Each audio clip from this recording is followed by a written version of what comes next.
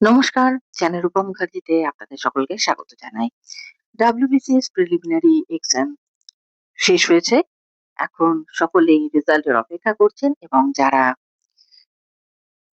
এতটাই কনফিডেন্ট যে আশা করছেন যে তারা প্রিলিমিনারি যে কাট অফ আছে সেটা তারা পেয়ে গেছেন। তারা সেই কাট অফে পৌঁছতে পেরেছেন। তারা অনেকেই শুরু করে দিয়েছেন WBCS মেন্স এর প্রিপারেশন। তো আজকে সেই মেন্স এর প্রিপারেশন নিয়েই কিছু কথাবার্তা বলব। WBCS group A, B, C, ডির জন্য প্রিলিমিনারি এবং মেন্স পরীক্ষা একই নিয়োগ প্রক্রিয়ার অংশ। আবেদন করার সময় আপনি কোন কোন গ্রুপের জন্য বিবেচনা বা বিবেচিত হতে চান তা আপনি নির্বাচন করেন। তবে একটি গুরুত্বপূর্ণ পার্থক্য আছে। প্রিলিমিনারি এক্সাম সব গ্রুপের জন্য একই। মেন্স এক্সাম গ্রুপ এ ও বি এর জন্য কম্পালসারি পেপারের পাশাপাশি অপশনাল সাবজেক্টের পেপারও দিতে হয়। গ্রুপ সি ও ডি এর জন্য শুধু কম্পালসারি পেপারস দিতে হয়, অপশনাল পেপার থাকে না। অর্থাৎ একই রিক্রুটমেন্ট প্রক্রিয়া, কিন্তু মেইন পরীক্ষায় গ্রুপ এ বি এবং গ্রুপ সি ডি এর মধ্যে অপশনাল পেপারে পার্থক্য থাকে। আপনি যদি WBCS 2026 এর মেন্স এর জন্য প্রিপারেশন নিচ্ছেন, তো আপনাকে কিছু সাজেশন আমাদের তরফ থেকে দেওয়া যেতে পারে। এবার সেটা মেনে চলা বা না চলা সেটা সম্পূর্ণই আপনার উপর ডিপেন্ড করছে।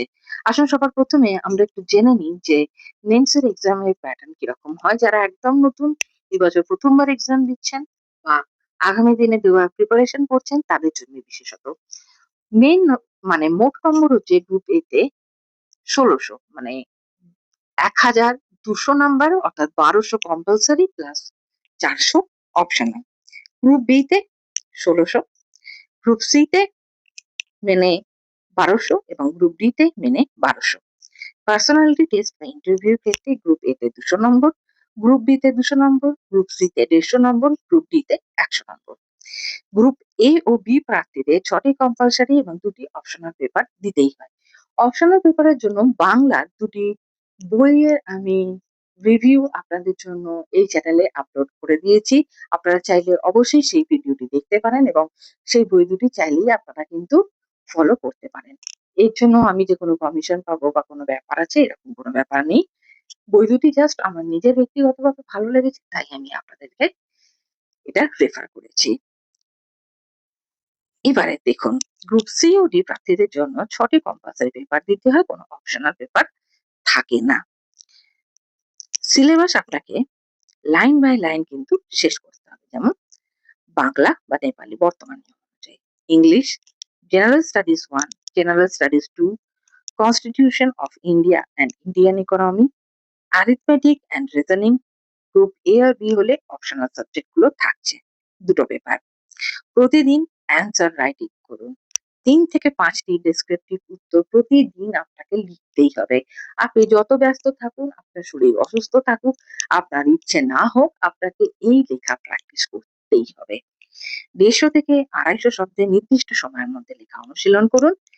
ইন্ট্রোডাকশন, মেইন বডি, কনক্লুশন এই ফরম্যাট অনুসরণ করুন। স্ট্যান্ডার্ড বুক পড়ুন। ইন্ডিয়ান পলিটির জন্য লক্ষ্মীকান্ত, ইন্ডিয়ান ইকোনমির জন্য রমেশ সিং বা সমমানের বই পড়তে পারেন। Spectrum, modern history, NCERT geography, environment and সায়েন্সের বেসিক বই, West Bengal GK GP most গুরুত্বপূর্ণ।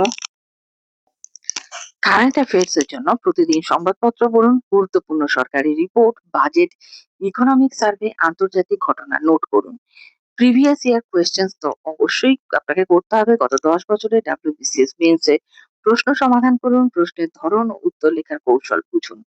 মক টেস্ট সপ্তাহে অন্তত ১টি বা ২টি ফুল লেন্থের মেইন মক দিন। সময় ব্যবস্থাপনার অনুশীলন করুন, মানে আমি টাইম ম্যানেজমেন্টে করতে বলছি। টাইম ধরে মেন্স এর যে মক টেস্ট গুলো আছে সেইগুলো দিন। রিভিশন, প্রতি রবিবার পুরো সপ্তাহে পড়া রিভিশন করুন। নিজের তৈরি শর্ট নোটস বারবার করুন। কোচিং নিতেই হবে। আপনার যদি আর্থিক অবস্থা থাকে, আর্থিক সচ্ছলতা থাকে এবং কোচিং নিলে আপনার আর্থিক কোনো ধরনের সমস্যার মধ্যে পড়তে না হয়, অর্থাৎ কারোর কাছে ধার নিতে না হয় বা নিজের শেষ সঞ্চিত অর্থটাকেও এখানে লাগিয়ে দিতে না হয়, তাহলে অবশ্যই কোচিং নিতে পারেন। কোচিং আপনাকে তো একটা অবশ্যই বাঁধা ধরা রাস্তা দেখাবে।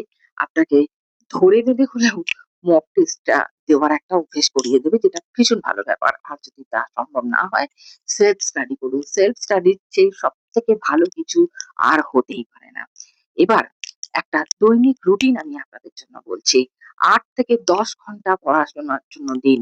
২ ঘন্টা জেনারেল স্টাডিজ এর জন্য, ১.৫ ঘন্টা পলিটি, ইকোনমিক্স এর জন্য, ১.৫ ঘন্টা কারেন্ট অ্যাফেয়ার্স এর জন্য, ২ ঘন্টা অ্যান্সার রাইটিং আর প্রিভিয়াস ইয়ার্স কোয়েশ্চেন গুলোকে নাড়াচাড়া করে পড়াশোনা করে বা রেগুলার প্র্যাকটিসের জন্য, ১ ঘন্টা অ্যারিথমেটিক আর রিজনিং এর, ১ ঘন্টা বাংলা ইংলিশের, আর ৮ ঘন্টা থেকে ১ ঘন্টা রিভিশনে। যদি লক্ষ্য গ্রুপ এ বা বি হয়, তাহলে অপশনাল সাবজেক্টের জন্য প্রতিদিন অতিরিক্ত ২ থেকে ৩ ঘন্টা বরাদ্দ করুন। এবার একটা কথা মনে রাখবেন, আপনার অপশনাল পেপার কিন্তু আপনার হাতে একটি অস্ত্র হিসেবে মানে WBCS তুলে দিয়েছে। অর্থাৎ বাকিদের থেকে আপনি নিজেকে এগিয়ে রাখার জন্য এই অপশনাল পেপার গুলোকে ব্যবহার করতে পারেন।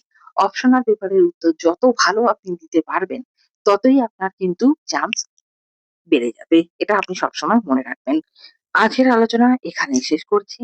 পরবর্তী সময়ে আপনাদের জন্য WBCS এর মেন্স এর জন্য ৬ মাসের স্টাডি প্ল্যান খুব শীঘ্রই শেয়ার করব। সকলে ভালো থাকুন। ধন্যবাদ। নমস্কার।